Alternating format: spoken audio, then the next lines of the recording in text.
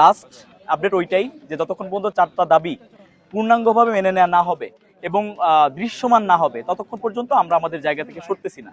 এটা হচ্ছে আমাদের লাস্ট অবস্থান, লাস্ট স্টেটমেন্ট এটা। এবং আমাদেরকে যেটা বলা হয়েছে, আমাদের প্রথম দাবি হচ্ছে যে অভিযুক্তকে সশরীরে উপস্থিত হইতে হবে। 2 নাম্বার হচ্ছে সে যেহেতু ঘুষ গ্রহণ করছে তাকে প্রাতিষ্ঠানিকভাবে শাস্তির ব্যবস্থা করতে হবে এবং সে অ্যাটেম্প টু মার্ডারের যে চেষ্টা করছে, মার্ডারের যে অ্যাটেম্পটা নিছে এটার জন্য তাকে রেল কর্তৃপক্ষ বাদী হয়ে তার বিরুদ্ধে মামলা করবে।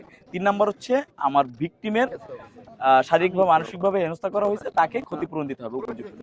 আর 4 নাম্বার যেটা খুবই গুরুত্বপূর্ণ সেটা হচ্ছে আমাদের রেল স্টেশনে অবশ্যই একটা যাত্রা বিরতি দিতে হবে, যেটা কারণে যেটাও এই ধরনের হেনস্থা বরাবরই আমাদের রাস্তায় হতে হয়।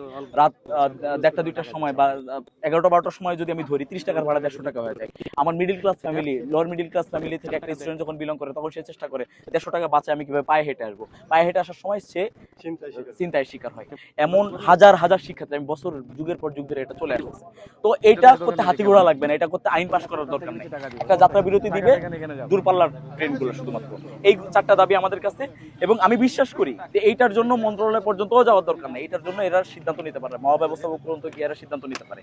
তো এটা আমাদের দাবি। এখন আমাদেরকে তারা বিভাগীয় কমিশনারের কার্যালয়ে তারা বসবে বলে ডাকছে, ভিকটিমকে নিয়ে যাচ্ছি, হল সংসদের নেতৃবৃন্দ আছে, যাব গিয়ে আমাদের যেই কথাটা আপনাদের সামনে বলা, এবং আপনারা তো থাকবেনই ওখানে, একই কথাই হবে। আমরা ততক্ষণ পর্যন্ত দৃশ্যমান পাচ্ছি না এই 4টা দাবির, আমরা বারবার এসে এখানে যাত্রীদের বিরক্ত করব না। প্রত্যেকটা ট্রেনে সেন্সিটিভ যাত্রী আছে আর কি।